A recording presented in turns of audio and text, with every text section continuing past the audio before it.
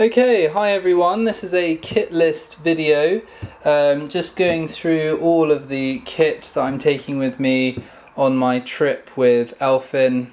We're leaving London tomorrow and we're cycling down to Dover, and then from Dover we're going to cross the channel on a ferry, and then we're going to cycle around Europe for a week and make our way back. So this is everything we're taking.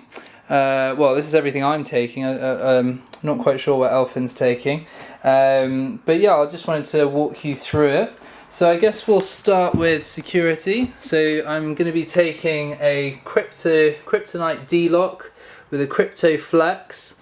Also taking, so that's going to be for locking up.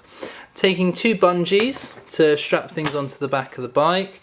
And some of these little bungee type things, all really good for like strapping things on. Taking a multi-tool here, which has a couple of Allen keys and screwdriver and a flathead screwdriver.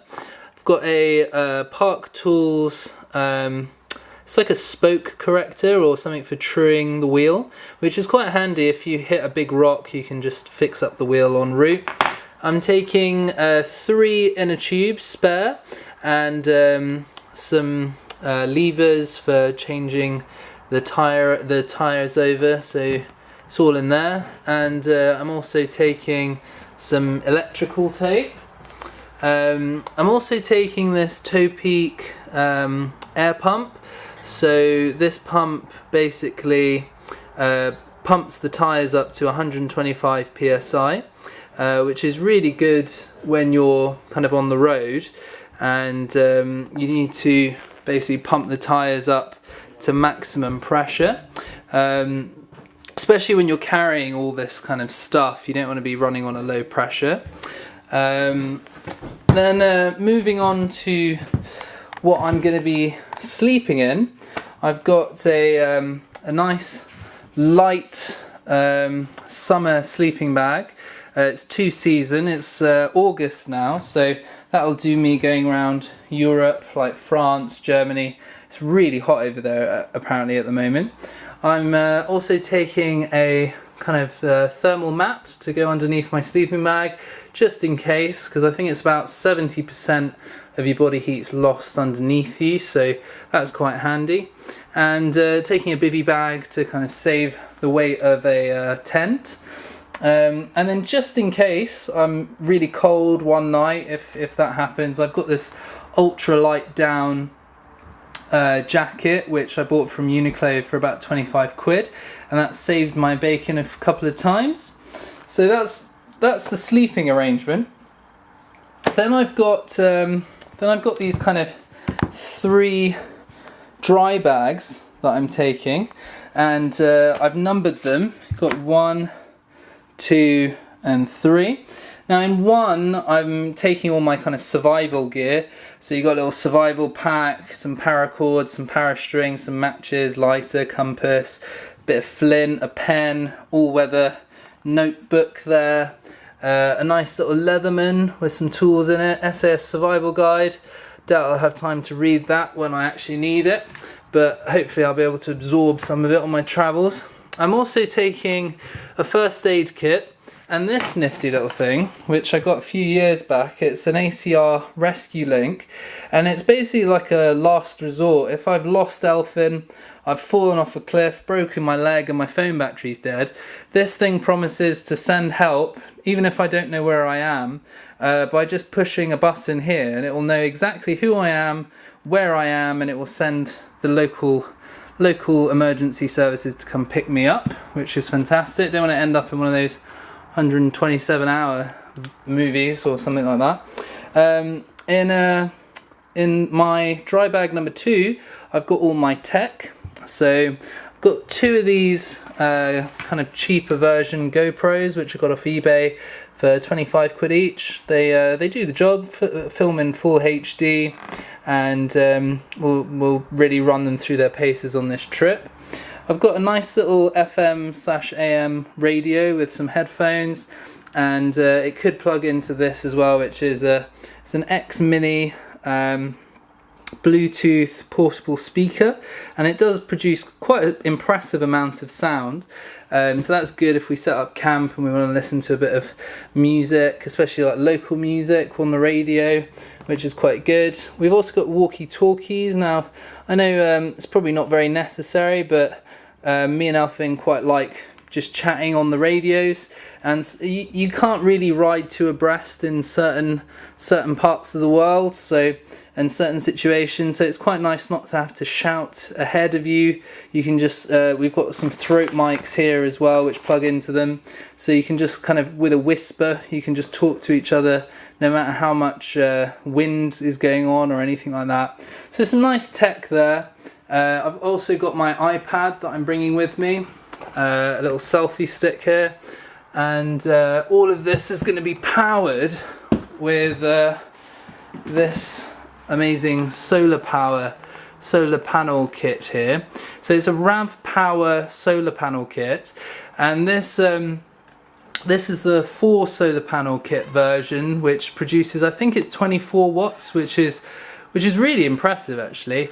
And then that basically sends power to this battery, and this battery will store that power as it's all built up during the day into this, and this, when it's fully charged, can power, I think it can recharge an iPhone about 20 times, so it's pretty darn good in that regard.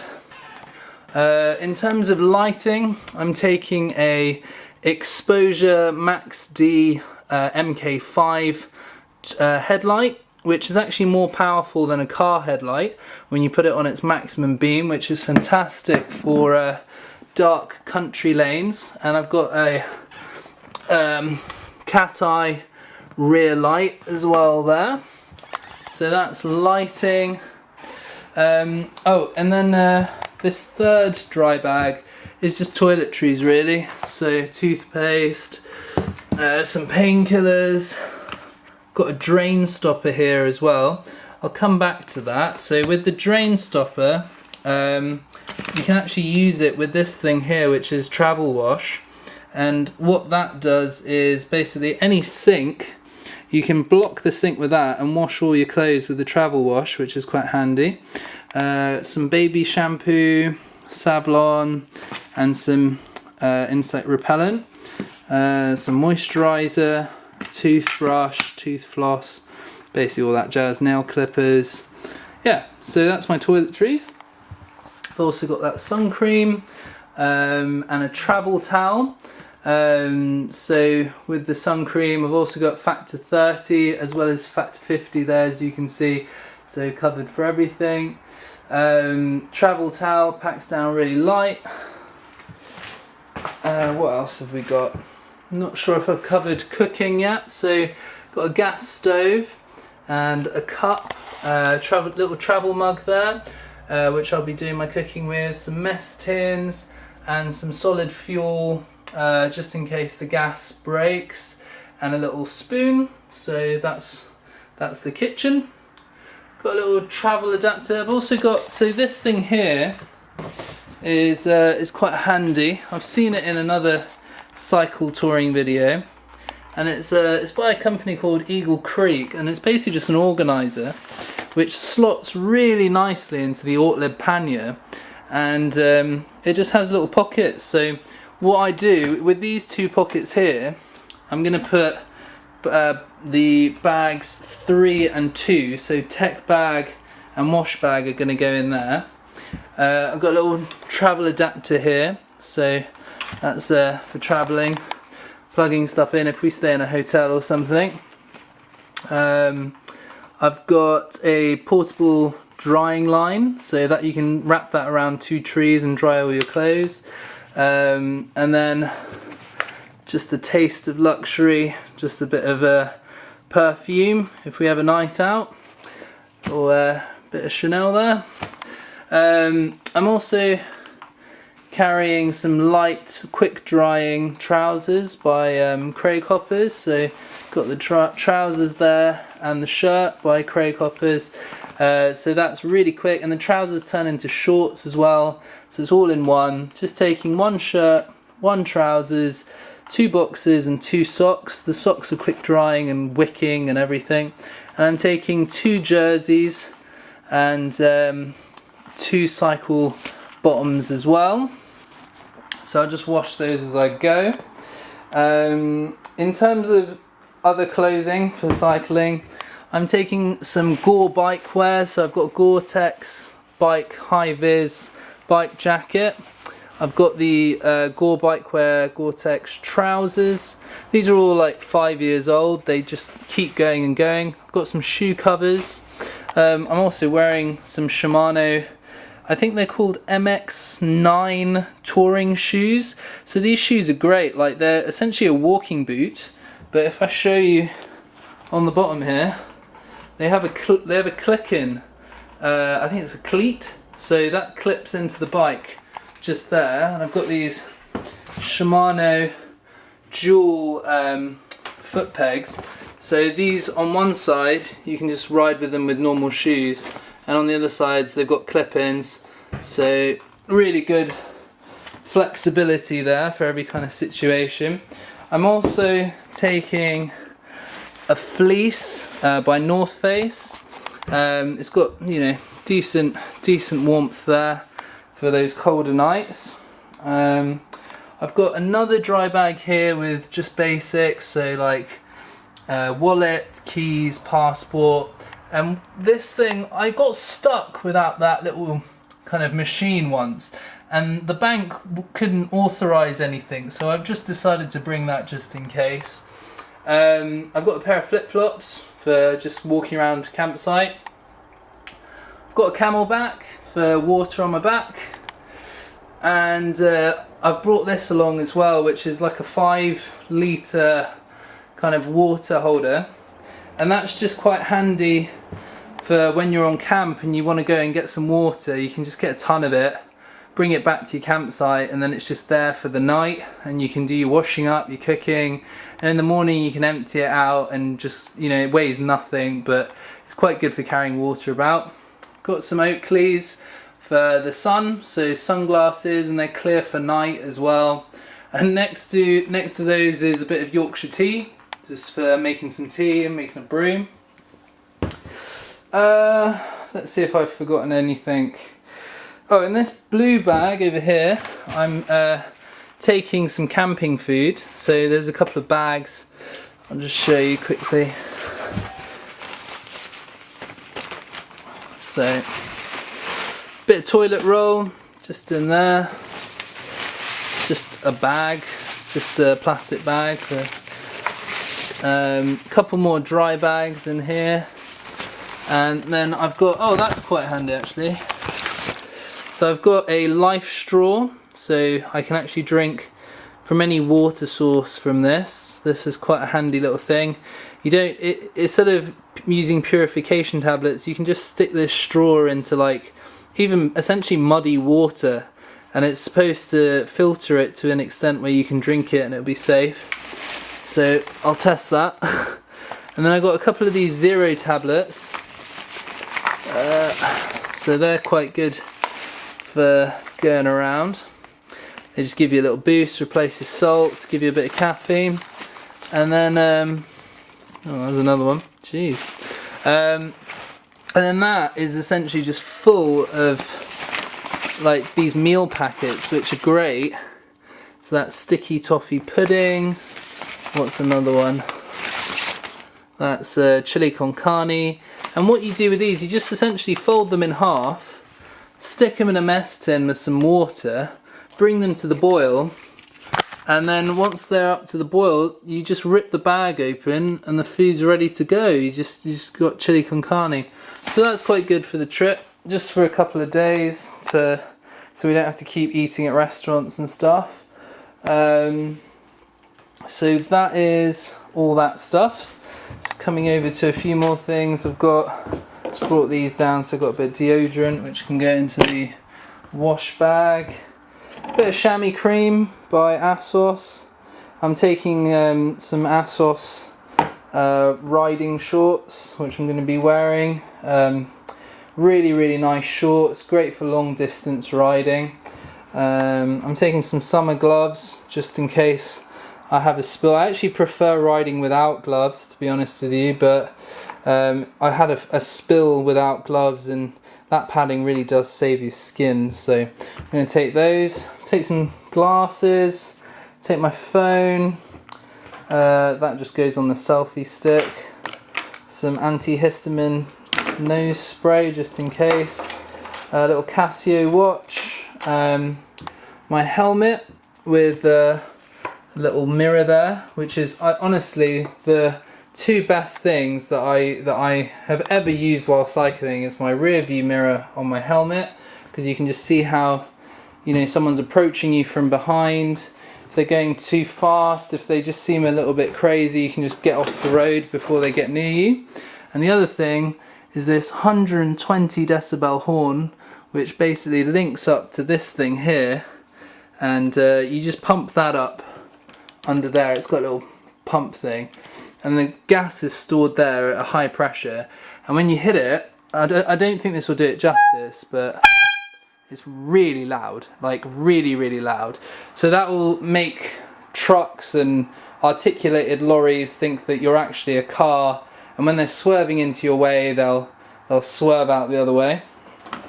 So as well as the two Ortlib pannier bags, I'm also taking this M-Wave plastic box that I've created my own kind of custom wooden kind of mount onto this rear frame, because this is a Boardman full carbon road bike, so it's really light by itself, but I've laden it up to do a bit of touring. Now, some people, you know, told me that you can't tour with a carbon road bike, but the amount of miles I've done on this bike with the panniers on and everything, and I've done commuting every day for about 5 years, so it's actually done really well. So let's hope, fingers crossed, touch, you know, this kind of composite wood, you know, it's not gonna break, and it's gonna do me good. I'm taking these, they're kind of like thermos glass. I mean, I really wanted to take plastic ones, but I couldn't find my plastic ones, so I'm going to take these kind of thermos type bottles and then load them up with a bit of water. So those two will be filled with water that's been treated with this zero stuff for salts, and then I'm going to carry just pure water in my camelback. So we'll see how that goes. And then we're gonna be navigating using a Garmin Edge 800, which I've used since 2012, and I absolutely love it. It's got full European mapping, and it just does the trick beautifully. I'm also going to be using, we'll see how I go with the Techno Mask. I use this for central London, but when we get out of London, you know, I'm not going to really wear it that much. It is really good in a traffic jam. It's just fantastic for stopping pollution getting into your lungs. But especially, like, I'm going to be riding with Elfin. Like, I just find it a bit antisociable when you're riding with someone else. If you're riding on your own, fair enough.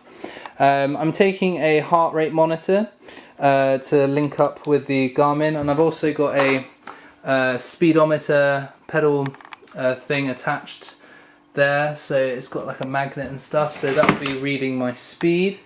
I've got this helmet with a Gore-Tex basically a layer over the top of it, and I've got a helmet light, the mirror, so that's my helmet, and I think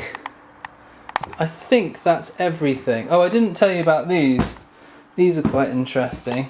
I haven't really used these for about a year now, to be honest with you, because my gloves have reflectors on them now, but I really do love them. Like, I saw them in a bike convention once, and they never really sell these in shops. They are, what are they called? Indicators, and instead of, they're spelled INDIC, a number 8 OR. But yeah, so these things, basically, when you raise your hand, they strap around your wrist, and when you raise your hand, they just turn on automatically. Let me see if I can kind of demonstrate it for you. See if the battery in there is still working. Yeah, so okay, so let's say if your hands, you know, like that, so they should, oh, Wait a minute. Okay, so let's say they're off, and then you bring your hand up to vertical to indicate that you're going left. They automatically turn on, and then you drop your hand, and then they should turn off, but they're not. Maybe because mine are quite old now, but let's see if they should just turn off. And these are deciding to just stay on now. No, now they're off. Let's see. Oh, that's weird. Okay, what about that? Okay, and then like that, and then off. Yeah, there we go. Off, on, off. There we go. I'm not really wearing them the way you're supposed to be wearing them on my wrist, so. But it's really cool, and they seem to work. So, you know, you just leave them on your wrist, and then when you're cycling normally, they're off, and then when you pull up to indicate, they just turn on, and it's fantastic for when you're riding at night. That added bit of safety. But as I say, like I have these bike gore gloves that have reflector panels on the back of the hand, so I kind of use those now. But these are really good. So yeah, that's everything I'm taking. So wish me luck. Oh, actually, there is one last thing here as well. So that is a holder for my phone. These are some Toe Peak bags with some nuts, just some little snacks. And then in here I've got another bag with some more sun cream, some lens cleaner, hand sanitizer, and anti-mist fog spray. So that's more for my glasses and stuff. That'll probably get switched around and just be full of food by the time I've done a couple of 100 miles. But it's good to have those little Toe Peak kind of side bags there, because you don't want to like root through your panniers and everything when you're dealing with that. So I'm gonna pause the video now, and I'm gonna load up everything, get it all on the bike so you can see what it looks like on the bike, and yeah, I'll be back in a moment. Okay, bye.